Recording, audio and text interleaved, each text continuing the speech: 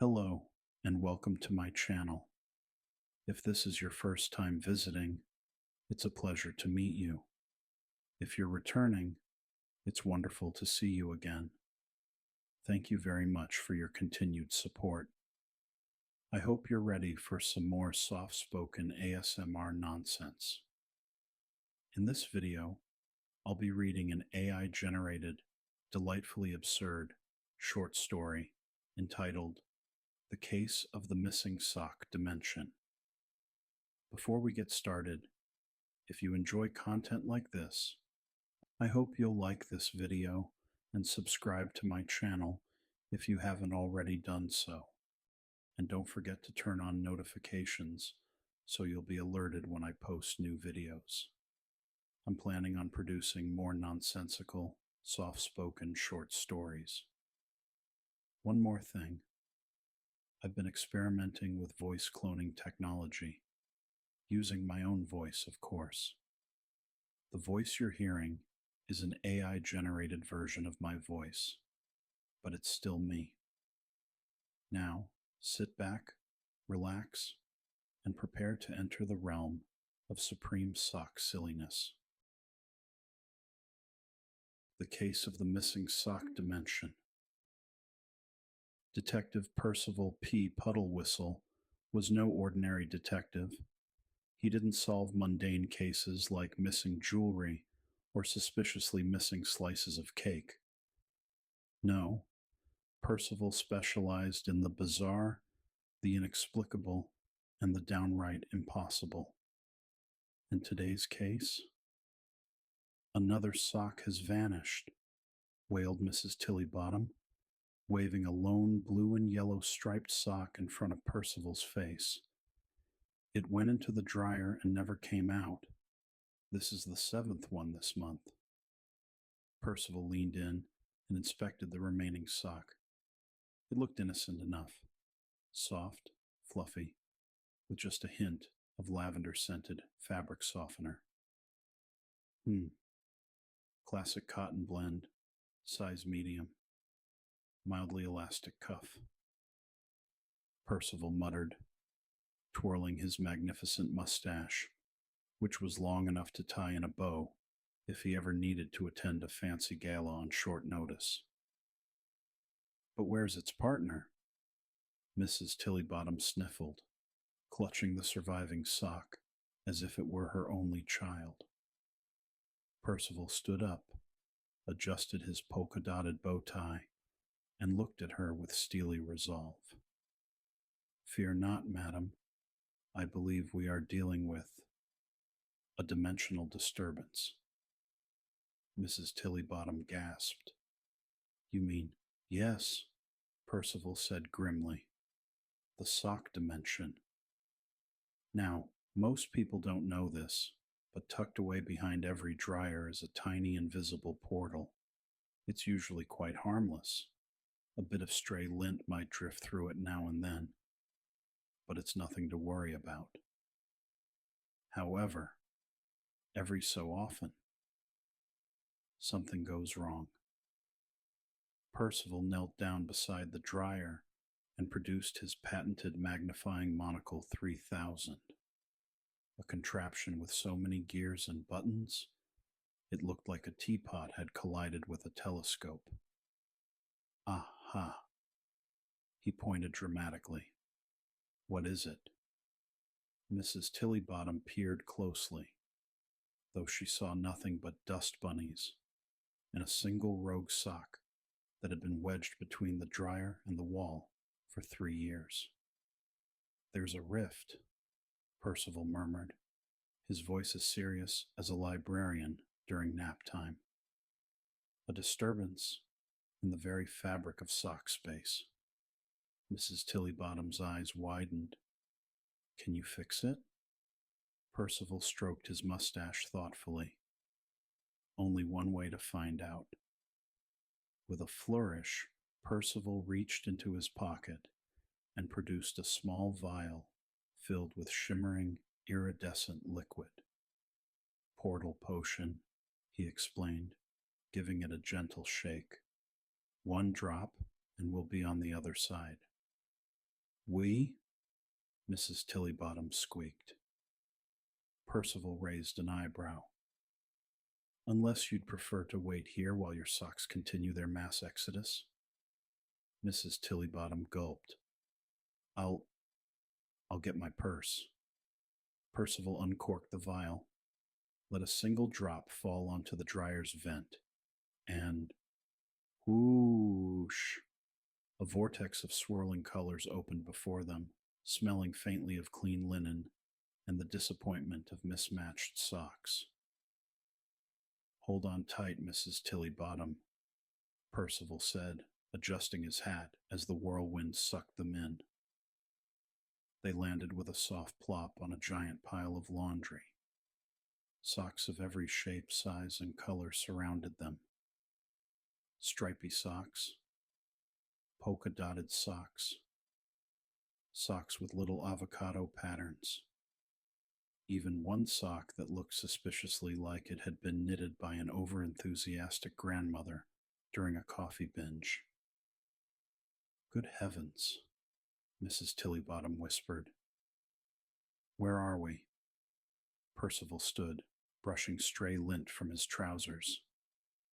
We're in the sock dimension, where all lost socks go.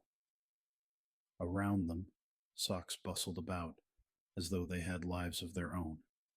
They chatted, traded lint for buttons, and even played a casual game of hopscotch, using shoelaces as markers.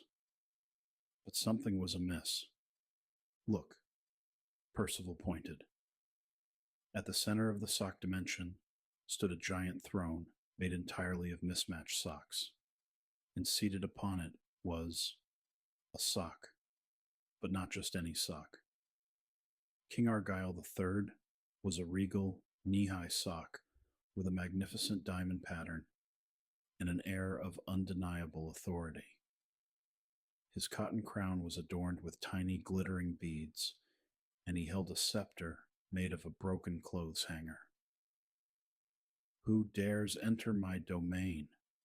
Boomed King Argyle, his voice echoing like a tumble dryer filled with loose change. Percival stepped forward, his monocle gleaming. Percival P. Puddle-whistle, detective extraordinaire, at your service. And this, he added, motioning toward Mrs. Tillybottom, is my assistant. Hi, whispered Mrs. Tillybottom, waving timidly. King Argyle squinted.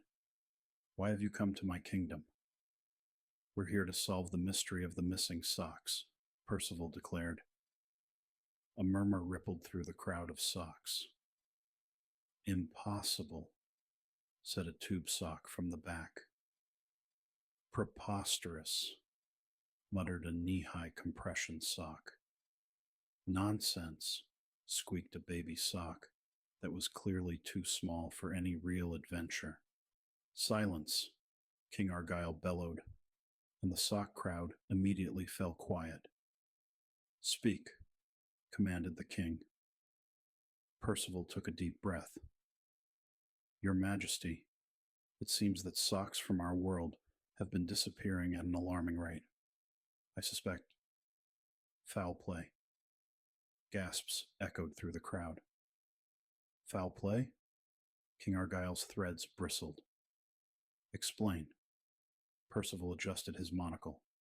Someone, or something, is deliberately pulling socks through the dimensional rift. But why? King Argyle stroked his... Well, he didn't have a beard, so he stroked his own threads thoughtfully. Perhaps, Percival suggested, someone is building something? The socks murmured again, this time more worriedly. Impossible, King Argyle murmured. Unless what? Mrs. Tillybottom asked, her voice trembling. King Argyle's gaze darkened. Unless the Lint Lord has returned. Percival's mustache twitched. The Lint Lord? A being of pure fuzz and static, King Argyle said gravely, once banished to the depths of the dryer vent. But if he's back, We have to stop him, Mrs. Tillybottom cried, her courage bolstered by a sudden surge of adrenaline. But how? Asked Percival. Follow the trail of lost socks, King Argyle said, his voice barely above a whisper. It will lead you to the Lint Fortress. Percival and Mrs. Tillybottom followed the trail, navigating through sock jungles and fields of fabric softener. Finally, they reached the imposing Lint Fortress, a towering monstrosity of tangled dryer lint, loose change, and stray buttons. Be careful, Percival warned, stepping lightly. Lint is deceptively slippery. They crept through the fortress, avoiding booby traps made of rogue paper clips and renegade safety pins. At the heart of the fortress, they found him. He was fuzzy and slightly damp, a swirling mass of lint and static with tiny button eyes that gleamed with mischief. Why have you come? The Lint Lord crackled. To stop you, declared Percival. You cannot stop the fuzz, the Lint Lord hissed. Soon all socks will be mine. Not if I can help it. Mrs. Tillybottom, to everyone's surprise, hurled a bottle of fabric softener at the Lint Lord. Splat. The Lint Lord quivered, his fuzz unraveling. No. Within moments, he collapsed into a harmless pile of lint and loose buttons. With the Lint Lord defeated, the socks rejoiced. King Argyle granted Percival and Mrs. Tillybottom safe passage home. As they stepped through the portal back to Willowborough, Mrs. Tillybottom gasped. Percival, look, her missing socks were back, clean, folded, and smelling faintly of lavender. Percival smiled. Another case solved, he said, tipping his hat. And I've got matching socks again. Mrs. Tillybottom beamed.